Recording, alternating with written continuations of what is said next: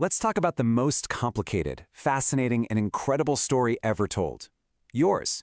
Today we're going to do more than just look back at your life. We're going to actually map it out. We're going to try to understand all the twists and turns that brought you to this very moment using a really powerful technique called a pre-reflection. So, let's get into it. So let's just start with the big one, and I want you to really think about this for a second. How did you become the person you are today? I mean, what were those game-changing moments, the people who shaped you, the decisions that really carved out the path you're on? Because, when you're in the thick of it, life can feel just like a pinball machine, right? You're the ball, you're trying to aim for something, but you're constantly getting smacked around by bumpers and flashing lights, sent flying in directions you never ever saw coming. It feels totally random. But here's where the magic happens. When we stop and look back, all that chaos starts to make a little more sense. Patterns start to show up. We can finally connect the dots between all those seemingly random events, and suddenly a path appears. A story, your story, starts to take shape. Okay, so how do we actually do this? How do we find that story on purpose?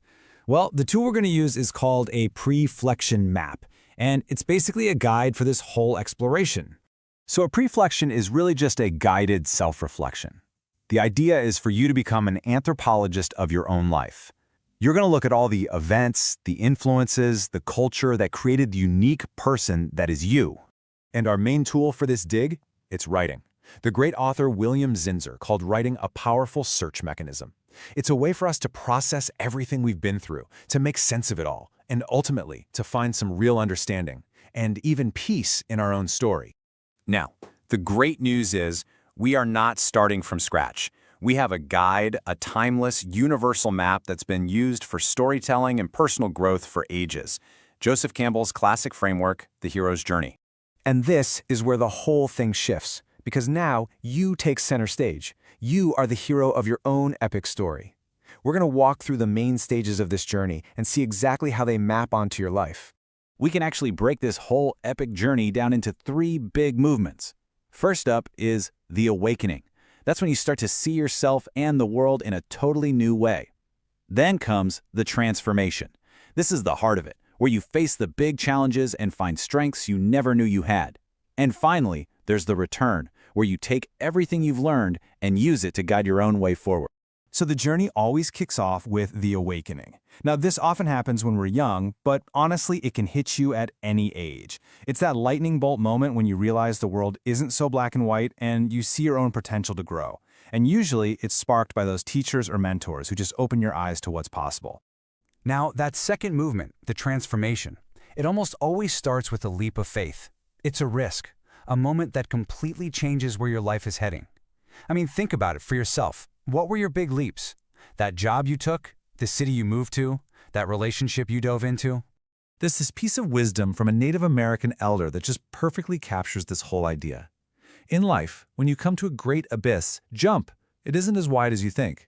It's such a powerful reminder that our biggest growth is waiting for us right on the other side of fear. And when you take that jump, you land in something called the liminal space. This is the in-between zone. It's that foggy, uncertain area where you don't know what's coming next. And yeah, it can feel really uncomfortable. But this is also the place where reinvention happens. It is absolutely brimming with possibility.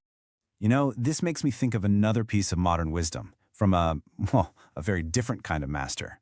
As Yoda famously said, the cave you fear to enter holds the treasure you seek. And it's so true.